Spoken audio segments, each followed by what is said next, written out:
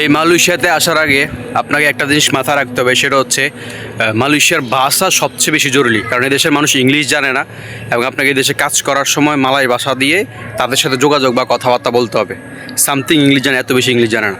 তো সর্বপ্রথম তো মালয়েশিয়ান ভাষা কেউই পারবেন না, বাট 2-4টা ভাষা যেটা চলাফেরায়, আপনার ক্ষুধা লাগছে বা বেতন কত বা কী কাজ কত ঘন্টা, এগুলো জেনে আসলে আপনি মালয়েশিয়াতে সফল হতে পারবেন বা ভালো জবের ব্যবস্থা করতে পারবেন। এই জিনিসটা অবশ্যই খেয়াল রাখতে হবে আমাদের। ওই হিসাব করে যারা নতুন বিষয়ে কলিংয়ে আসবেন আর কি, 2026 সালে আগস্টের শেষ সপ্তাহে, মানে মাসের শেষের দিকেই মেডিকেল শুরু হবে এবং মালয়েশিয়াতে কলিং ভিসা লোক আসা শুরু হবে। এই বিষয়টা আমি গত ভিডিওতে ক্লিয়ার করেছি এবং আবারও ক্লিয়ার করছি।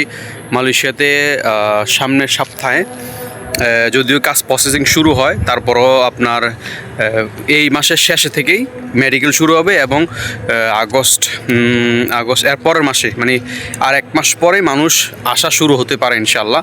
সো আশা করি বুঝতে পারছেন, আমি সংক্ষিপ্ত এটা পাঠাইছি বা বুঝাইছি আপনাদেরকে। কী বিষয়ে আসবেন বা কত লাগবে এইসব আর একটা ভিডিওতে দিবনি। সো অবশ্যই মালয়েশিয়া আসার আগে আপনাকে সামথিং ভাষা জানতে হবে এবং এই দেশের কালচার সম্পর্কে জানতে হবে। আরেকটা হচ্ছে এই কবে আসবেন এই দেশে বা কবে থেকে চালু, এটাও ক্লিয়ার করলাম। সো ভিডিওটি যথেষ্ট পরিমাণে শেয়ার করবেন যাতে মানুষ সংক্ষিপ্তের মধ্যে, ছোট ভিডিওর মধ্যে তথ্যটা পায়। এবং সঠিক তথ্য হচ্ছে কলিং ভিসা আলহামদুলিল্লাহ চালু হয়েছে, আগস্টের শেষের সপ্তাহে ইনশাল্লাহ লোক আসা শুরু করবে। এই জিনিসটা অনেকেই ক্লিয়ার না, আমি ক্লিয়ার করলাম। যেহেতু আমি মালয়েশিয়াতে থাকি বা আমি কয়েকটা দেশ ঘুরছি, ইউরোপ বা পার্শ্ববর্তী আরও কয়েকটা দেশ আমি রেসিডেন্ট পারমিটও নিয়েছিলাম, বাট আমি ওইখানে থাকি না, আবার চলে আসছি।